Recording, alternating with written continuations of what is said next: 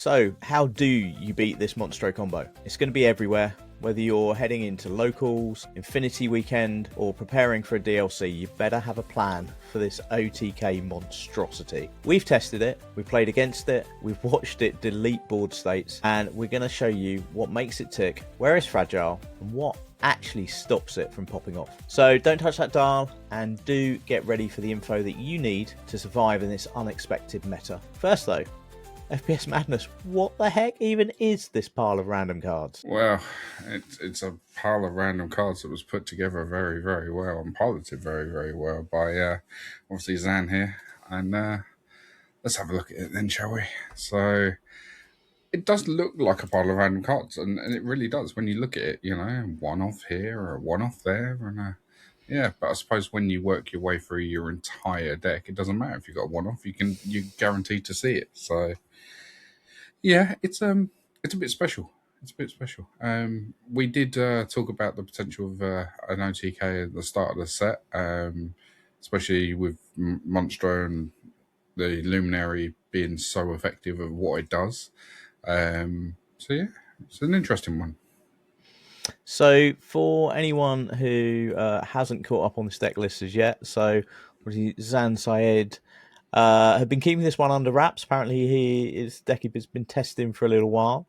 Decided to roll it out at Charlie's Collectible Show. 25k prize event, a big event with some of the world's top players there, and took it down with this deck. So it's all about Monstro and the ability to win in a single turn if you get it set up. So can you just talk us through what those combo pieces are to get it set up? Yeah, so obviously, as you can see from this deck has multiple ways of winning straight off. So you've got the purple package in here, so you've got that line of route if you need to.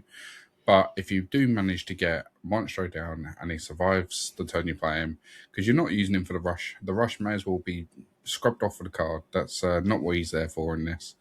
The idea would be to play the Great Illuminary the next turn. So Monstro's dry, you move him in there for one, and the Great Illuminary gains all your cards are able to exert to draw a card. Seems pretty good.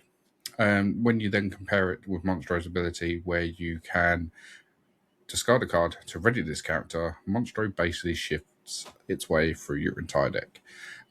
So you basically turn Monstro sideways using the Illuminary's ability, draw a card. You discard a card. Doesn't have to be the one you're drawn. If you've got a handful of cards, it's nice because you get a nice choice. The one card you're looking for once you've got those two cards on board is Alan Adale. He is a one-off, but it doesn't matter. You can do this through your entire deck. There's nothing stopping you at all. So you find Alan, you play Alan. So obviously you've used 2 ink to play Luminary, 1 to move Monstro, and 4 to play Alan. So that's you 7, but you should have easily enough to do that because you've already got Monstro on board who's 8. Obviously, some of that may come from a Lantern or a Huey, or there's multiple ways of doing this cheaper before you get to 8 ink, but as long as you've got those 3 cards down, it's basically game over. So you get your deck down to 0. Once it hits 0, obviously you don't want to end your turn, because if you end your turn, it's game over. So what you do is the only 2 cards you will need left in hand is Win Out Away. Obviously, if you've got more, that's nice, but if you don't, it doesn't matter. And you get yourself down to 0. So as soon as you've got 0 cards left in your deck, you will then use Monstro to put Win Out Away into your discard. So you've got 1 copy in your discard and nothing in your deck. At that point, then you want to sing this, the way, pay the ink, however you want. You just basically need to trigger the second one.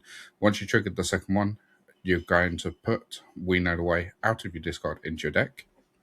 You then say, I'm going to reveal the card We Know the Way, which obviously it's going to be. It's the only one there. So that comes up. And because it's the only one there, you get to play it for free. So the one that you had in your hand and just played goes into your discard, and basically then from there you just start the cycle. Every time you do it, you put the one that you've just played from the discard into the deck, pull the other one, and keep going. And then you gain 1 lore with Alan every time you do it.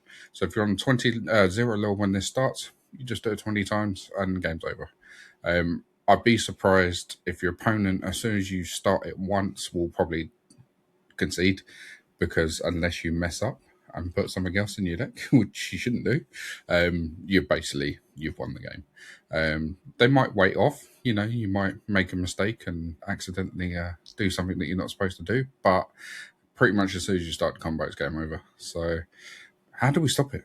How are you supposed to stop this then? I think I've just seen the entire reason for Headless Horseman. I've been saying for weeks that I don't understand Headless Horseman. I still don't understand Headless Horseman. But, maybe he could disrupt the pieces that you need. If, I mean, you might as well go into the casino and put it all on a single number. But if you were able to get 2, we know the ways into the discard pile. There is 3 though, so you can just still pull one out. You need all 3 in there. So I think that is the only way you can from disruption side of things. Because even if you banish Alan a turn too late, or too late into it, they can play the first We Know the Way to bring Alan back, play it for free, and then do the second one to then bring the We Know the Way back. Yeah. So I think it is, once they've got the Monstro down, that's it, it's over. If they've got the Monstro in the Luminary and they're going to find this is the thing, there's no if, they're going to find it because they can go through the entire deck. And they shouldn't have played it at any point earlier, and they definitely shouldn't have inked it. So if your opponent inks 2 of these, then you're happy days. But we do have some answers. Unfortunately, the only real way to stop this in its tracks, the Uninkable Dads How to Beat Monstro. Basically put it in the ink. Find a way of putting it in the ink. So we have obviously 4 Hades in here. We have the Elsa, Ursula, and Demona that all exert Monstro. You can then challenge into it if you wish to. Obviously, there's a chance they can We Know Your Way and bring it back. Obviously, if they've got loads of cards in their deck, they have to be extremely lucky to be able to top deck it. But you can get rid of it that way. Into the Unknown, obviously, with the Elsa, Ursula, and Demona, you can exert it, play Into the Unknown, stick it in the ink, or Sudden Scare. So we have 1 Sudden Scare in here, which again is an emergency button, basically an extra Hades, just to get rid of it. So yeah, once it's in the ink, they can't do anything. They can't get it back. That's also the other answer, is to get rid of Alan. Again, like I said, you can't challenge Alan off the board, because if you banish Alan, they can just bring it back. So you have to put it in the ink. So basically, you've got 9 cards in here that can do that. 4 Hades, 4 Into the Unknown, and 1 Sun Scare. So you've got 9 chances. They've only got 4 Monstros and 1 Alan. So technically, even if they found all 5 combo pieces, you've got 9 answers for it. So it's a good odds. I'll take the odds on that one. So yeah. I mean, I think Blurpool's relatively strong anyway. I mean, DKP did all right with it at the weekend. So yeah, indeed. Yeah. So this probably is the deck that's best set up to beat Monstro, especially because you've got the ramp in there as well. Because with Lantern, the Monstro player is ramping, so you've got to be able to keep pace with them. So this enables you to do that. And with the Elsas and the Demonas, you've got the way to turn Monstro sideways, which you obviously need because that enables the Into the Unknown. So, and then, as you say, you got Hades and Sudden Scare there as well. Yeah. So, about a third of your deck is an answer in this deck. Yeah. Yeah, it's quite nice as well because you've got Iago in here and Basil and stuff. So if they decide that the Monstro is not going to be pulled off, they can't find the Illuminary or whatever, they're probably going to start trying to quest out with Genie and stuff like that. So at least you've got Iago in here to deal with that. You've got the Elsa. You've still got the Into the Unknown. So you've still got all those standard Amethyst answers to the Amethyst answers. So you've got the Hypnotic Strength in here as well to really help. So you do have the package to deal with that deck. You've got to find the right cards at the right time, but then so do they. They are running, I think it's only 3 Luminaries. I know it would be 4, wouldn't it? So it'd be 4 of them, 4 Monstro. So they've still got to find 1 of each. There's a high chance of it running the 4. But I mean, how many times when you're playing blue decks do try and find a tipper on a sale and you can't, so there's always a chance of missing. Okay, so, and as always, we do have other ways of dealing with this. But before we do that, let's tell you what else is coming up. So Monstro's back, he's angry, and he's flipping games faster than a toddler spotting a dropped biscuit. So tonight we're talking about how you can actually beat the Monstro combo, but we've also got some highly competitive budget decks for you. I mean, cheaper than taking the kids to McDonald's, and effective enough to beat Zan. Who knows? But there's some seriously competitive decks on a budget, so stay tuned for that. And of course, we've got our Madders game. And helping me navigate the Monstro madness tonight is the man who sifts through packs the way Monstro sifts through cards, endlessly, noisily, and only stopping when something expensive falls out. It's FPS Madness. Yeah, I mean, that tees me up to a T. I don't know whether I should be, happy or insulted you compared me to a whale, but, I'll let you off. But yeah, no, well, I can't really complain. I went through, probably up to about 300 packs of Whispers so far. So I think, I've probably got a few more of those tropes coming. We've got a while yet before the end of the set. So I'm probably not far shy of 300 Whispers, but unfortunately the chocolate bar rather than the cards. Yeah. Done nothing for my Lorcana gameplay. Nothing for my waistline either. No, I think eating 300 Whispers, I think you'd know about it, wouldn't you? The sugar Just rush. by there you go. See, perfect advert. TCG Whisper packs, better for you than Whisper bars. So we actually had quite a lot going on this weekend. So actually, before we jump into the answers for Monstro, which I know you were waiting for, so we won't keep you waiting too long. But yeah, I do want to give a shout out to the other TCG, the game store that opened local to us this weekend. They had a fantastic weekend, so I know that some of our locals went up first thing on Saturday and they were queuing out the door to get in, which was great. I think you went down later in the day and it was pretty busy. Yeah, I went down just after lunch, like 2ish. It was when the Pokemon Learn to Play was just starting. And I thought, I'll take my daughter down. She plays Lorcana, but she likes Pokemon as well. So I was like, perfect. So we'll go down. Yeah, we got there about half hour into it. We soon very quickly realised we should have been there well before then. It was absolutely ramo, which was really nice to see. Like I say, it's, they're brand new store, and to see it that busy for them is so nice. So we didn't get a chance to play, but we did pop in. I picked up 3 Whispers packs, because I need more packs. And she picked up a Pokemon tin. We come back and did the opening then. We didn't want to stand around in the store taking up space. But yeah, no, it was really really nice to see them nice and busy. So hopefully, fingers crossed, they've got a good little spot there. Yeah, and I know I popped in on Sunday as well, and I did ask them what was sort of most popular over the weekend. They actually sold more Lorcana product than they sold anything else.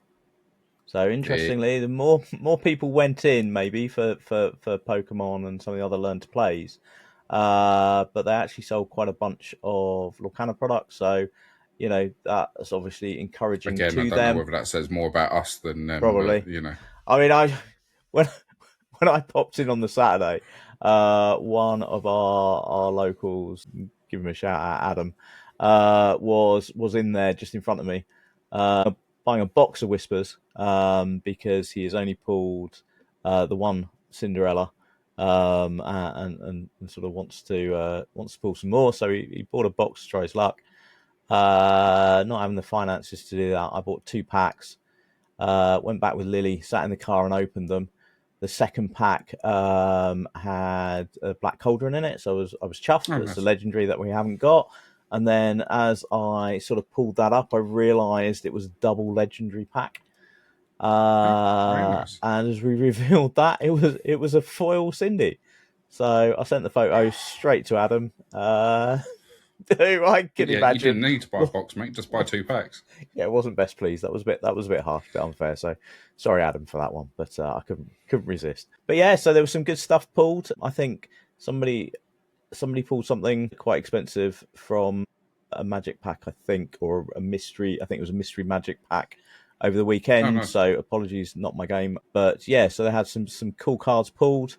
Lots of people going down there. Lots of Lorcana sold.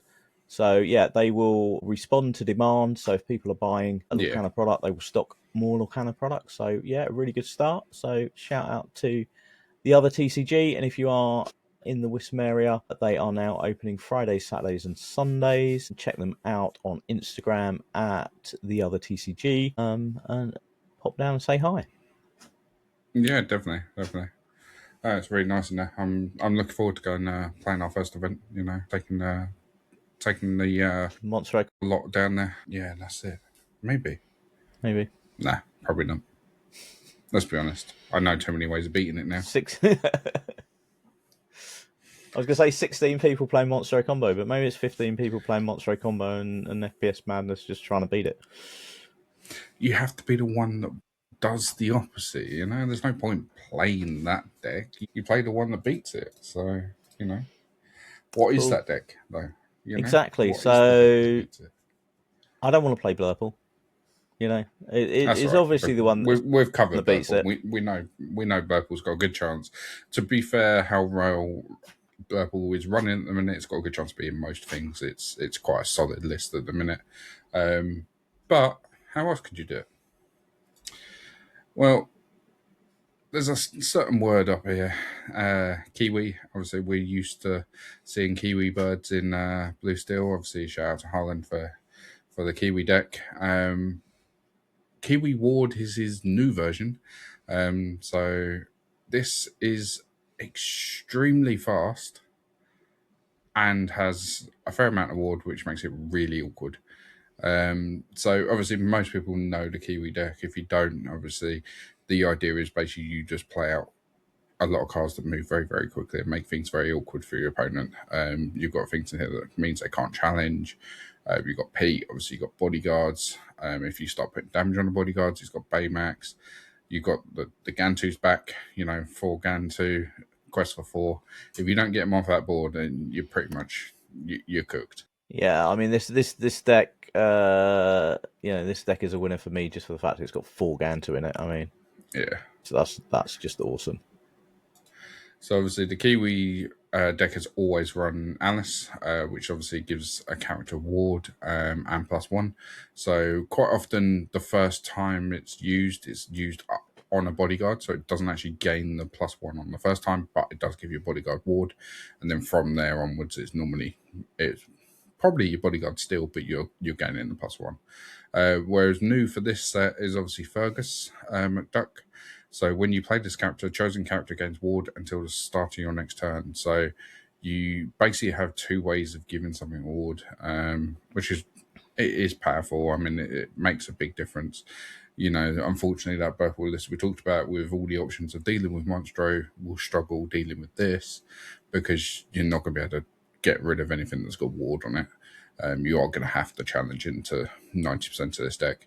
And then when you do decide to challenge in, we have the 6-cost Jafar. It's funny, I was talking about this card not long ago. I remember taking this and putting this in an Amber Steel deck, and everyone went, "Why are you running that? What, are you crazy?" See, look, I start trends off, all right? Opposing characters with 4 cost or less can't challenge. A lot of people read this and go, that's all right, but, I'll just leave Jafar. No, that's can't challenge full stop. So that's not just Jafar. They just can't challenge. So therefore, if you're thinking, oh, well, my genie can take out Fergus and still survive, well, it can't because it's 4 cost. So try again. Yeah, switch off Lexington, Calhoun. Yeah, it makes a lot of cards quite awkward. So they're the 2 new inclusions mainly for the Kiwi deck. Like I said, you still got Nala, that's new. There's a couple others that are the Headless Horseman bodyguards new, but they're the ones that are really going to be the impactful ones in this. So yeah, that's also another way of doing it is go underneath it. If you can end the game and basically stop them from building that board, because they basically want to build the board so they can get to Monstro, get to the thing, get to the location, and then do what they need to do. If you're going so quick, they have to consistently answer you. They're either going to run out of gas and you're going to win that game, or you're just going to get there before they manage to answer it. So there's two options. Like I say, if you can go wide enough that they're having to play Monstro and actually challenge with it, you've done well, because that's definitely not what they want to be doing with Monstro. So, yeah. I'm quite liking the Goliath in this as well. 4 dock, but still got 3 to Goliath. Ultimate card draw.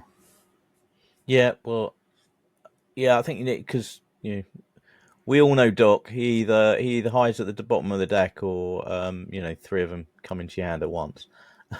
So I think having that additional card draw option is a good idea. And you don't. This deck kind of just plays out a curve, doesn't it? So you don't need loads and loads of cards in your hand to play this deck. That's not the sort of, you're not looking for 4 different choices on a 3-drop. You're essentially just playing out the curve. So Doc and Goliath look as though they would give you plenty enough draw to do what you need to do. Yeah, I mean, you're happy, once you get to sort of 5-6 inch, you're happy almost to be in top deck mode, because most of the time you're going to be drawing in something that impacts the game in some way. So, yeah, I'm excited to see this and excited to be playing against this again. I'm sure a few people will be running Kiwi out there, and I'm excited for this one. This is good. I don't know quite how I'm going to play against it. Last time I built a green steel version that managed to beat this and still be okay. But yeah, I don't know whether that's still viable. We've lost a lot of the green steel cards that were used at the time. So Morph being one of them. So, but yeah, we'll have to wait and see on this. But yeah, so either deal with the Monstro when they play it, or just go underneath it. General aggro probably wouldn't do it though. A standard very fast aggro deck might struggle because they do have a lot of removal. Obviously, they still run the Amethyst package, so they've still got the Elsa, they've still got Demona, so there's still a lot of stuff that they can deal damage with, whereas the ward in this can really make things awkward for them. So, yeah, it's a good one. I'm excited to see. Obviously, if you do play against anyone playing Monstro and you've decided to try one of our suggestions, let us know how it goes. It'd be interesting to see how many people do run into Monstro out there now. Drop us a comment below. Let us know how many times have you faced it, or how many times have you won with it. Are you joining the dark side or the good side? Yeah, exactly. And let us know what you think to this unexpected twist in the Lorcana meta. Or is it unexpected? Was it something that you've had on your radar? So, do let us know. Join it in the comments below.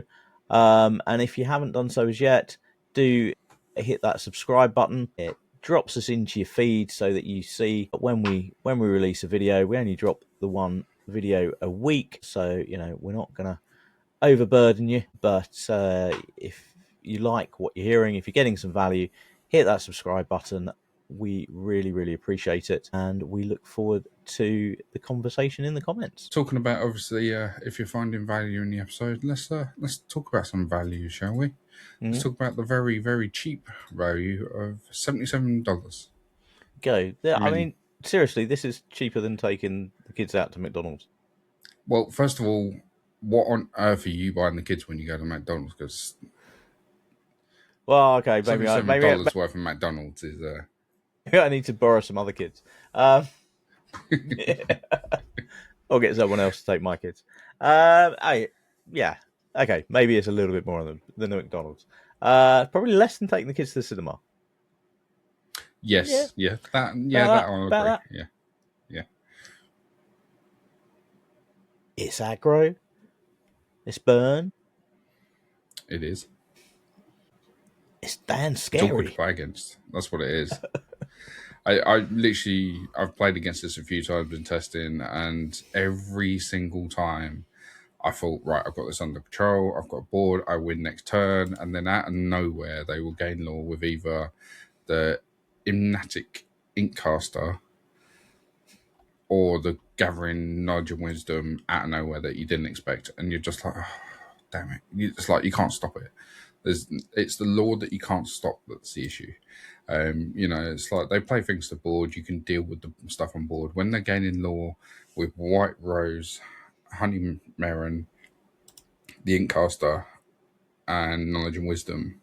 That you physically can. White Rose doesn't do it actually, does it? Yeah, it does. Yeah, it does. So those 4 cards all gain law without you being able to interact with it at all, and it makes it so difficult. Especially when they get to like 5-6 ink, it's like they could play like 3 wisdom and knowledge out of nowhere, and all of a sudden gain 6 law. It's like, how are you supposed to stop this? This is an interesting one. So this picked up second place at Charlie Collectible Shows at the 5K event, 148 players. So this deck was by John Robertson. So massive congratulations to John Robertson for putting this together and for piloting it. Yeah, definitely. Also, we've got the Scrooge in here that obviously when he's banished, it goes back to hand. If he's banished, then challenge. So that makes it really awkward as well because they get to like 4 or 5 ink and they just play this back every turn. It's like nothing in this deck is above 4. And most of the time you're going to shift Webby. So nothing in this deck really is above a 3. So their entire game plan is just to go very fast, very wide and be like, well, keep up or lose, basically. So you can literally, I mean, you've got Amethyst Chromicon in here, so you can draw cards quite regularly and show me more. You don't mind giving your opponent cards because you are just trying to use your cards you end the game far before they get quicker than they can. Yeah. Or let's say you're on, I don't know, 4 ink or something. You give them 3 cards. Well, they can probably play one of those 3. Whereas you can play 2, maybe even 3 cards down to the board. Yeah. So I just wondered whether there'd be a place for Fred in here. Yeah, I have seen it gives you an a version with Fred in. 2 law when he's challenged. Is it when he's banished? Yeah, I think you could probably switch the Little John for Fred, just to gain that again more unstoppable law, which makes it a bit awkward. Yeah, this is the deck that makes me go, why Grab Swords get rotated out again? Grab Swords were quite nice about now. The only downside with this deck is it's got no comeback. So if you fall behind, you've got absolutely nothing. You've got no strength to fight with. You've got no removal. You've got nothing. There's no switching it up and going, all right, I'll start answering you now. This is basically, I'm going to continue to just go flat out. And if you get to a point where you can race me, then it's over for me, sort of thing. So, I mean, you'd be doing well if you can race this. I'd love to see what the mirror's like. Surely that's just over. You're shuffling your deck, and look at your opponents. They're just starting playing. You look back and game 1 finished already. No, game 2. Well, it lost in the finals to Amber Emerald. I'm not quite sure exactly what flavour of Amber Emerald it was, but that might have been quite a race. Yeah, I mean, they can under the sea though, can't they? Yeah, indeed. They can go widening under the sea. So, yeah, talking about Amber Emerald, there's another. We won't say quite McDonald's level on this one either, but the $93. The thing is, this is budget for Lorcana. This is considering when you do look at a top 3 meta decks, as you say, like if you call meta decks, they're like 500, 450, somewhere in there. So these are budget for a Lorcana deck. Well, what's it cost to replace the screen on an iPad when the kid's throwing it across the room nowadays? That's probably about this. Probably about this. That's probably more, to be fair. Yeah. So you can you can put them back on their You tablet can buy some and have an shiny easy life. cardboard instead. Or yeah, you can get out the door, let them scream and shout about it, and go and play a cool deck at your locals. Oh, I thought you meant buy this for the kids and then they go No, play. kids can't have all the fun. Here's some cards. Go play this. What am I doing? Just play it. You'll be fine. No, this is again another one of those decks that, if it hits the right cards at the right time, it's almost a nightmare to stop. It's got so many combo pieces. The Shift Lady we don't normally see in this. It's got dropped. A lot of decks drop the Shift and just kept the big tramp in, but they seem to like it, so they put 4 in.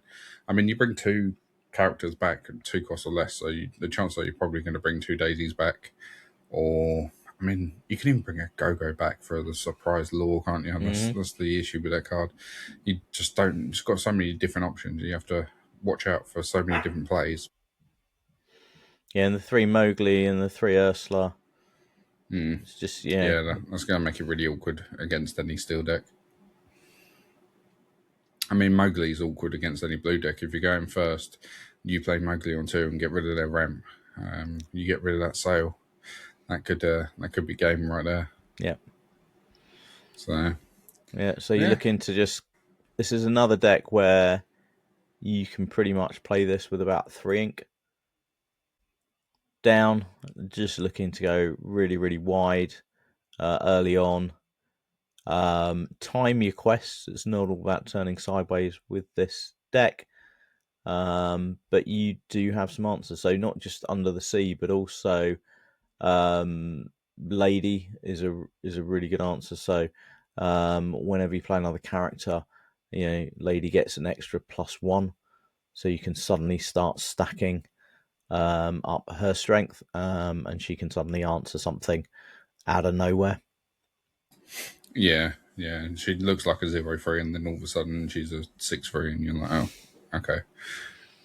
Especially with Webby in here as well, because that gives +1 on play. So technically, you play 2 of them, and she's got +4. So it can stack pretty quick. So yeah, interesting one. 2, like we say, 2 decks that did extremely well. Big events, top 16 and top in the second place. And yeah, it's interesting to see these type of decks appearing. There doesn't seem to be.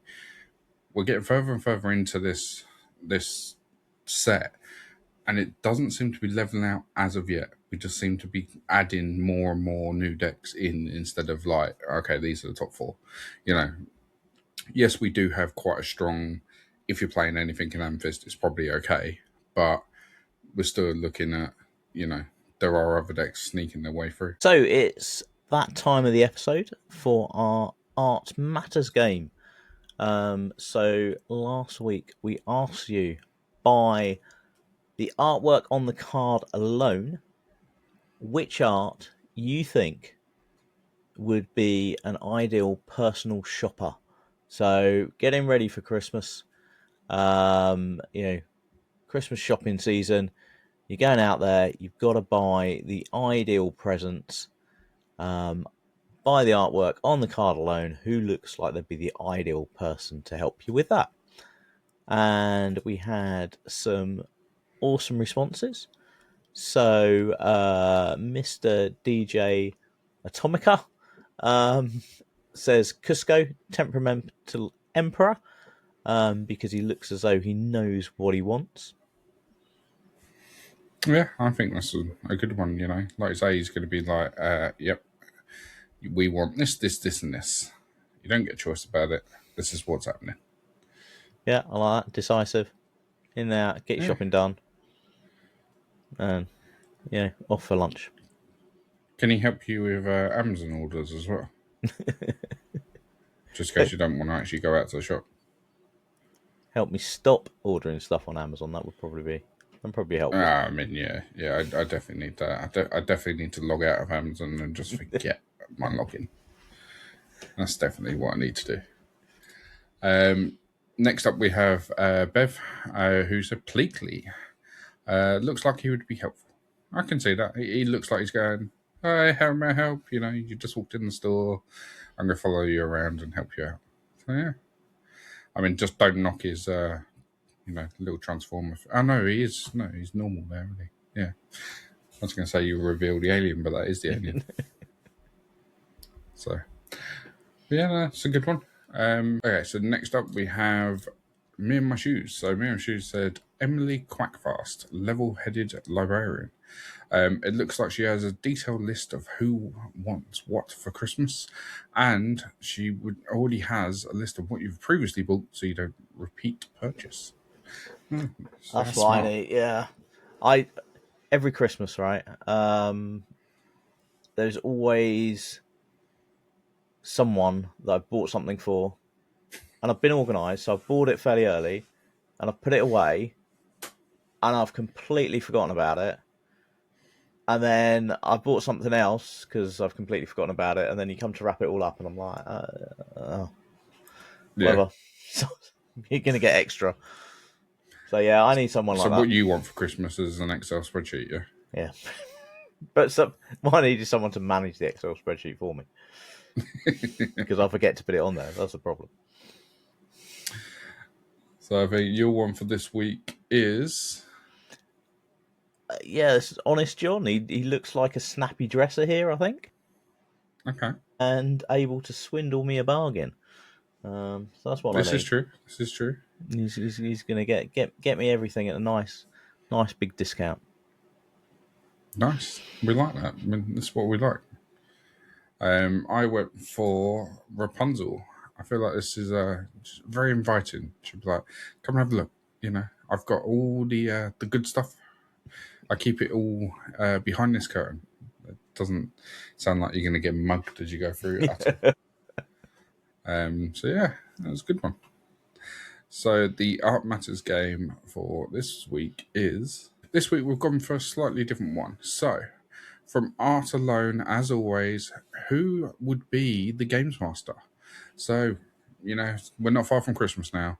So, who's going to be sitting there? Who are you having round to host the family games? Who's the banker in Monopoly? You know, who's the one who's going to be... I can't think of any other games. I just play Lorcana. This is my issue. Yeah. It's like family Well, games, you know, Lorcana. who's going to set up Lorcana? Who's going to be unrolling that playmat, unpacking those dice? Who's going to be the one after Christmas dinner who's going to get everyone going and say, yeah, you're not just sitting in front of the TV, kids. Turn off the iPad and the phones. You know, we're going to get the good old fashioned board games out, and we're going to play Monopoly because neither me or FPS Madness can think of another board game. Yeah, Cluedo, Scrabble, all those games. You know, you need someone to set it up. So, who is your games master for the Christmas holidays? So, let us know, and we'll reveal it in next week. So, we've come to the end of the episode, and if you are still here, thank you very much for sticking with us till the end. And don't forget to go down and exert that subscribe button if you are still here, and hit that like button. So, thank you very much for everyone for listening and tuning in. And we'll see you on the next one. So it's time to roll out that playmat. Pack away the dice. And remember, stay uninkable. See you next time. See you next time.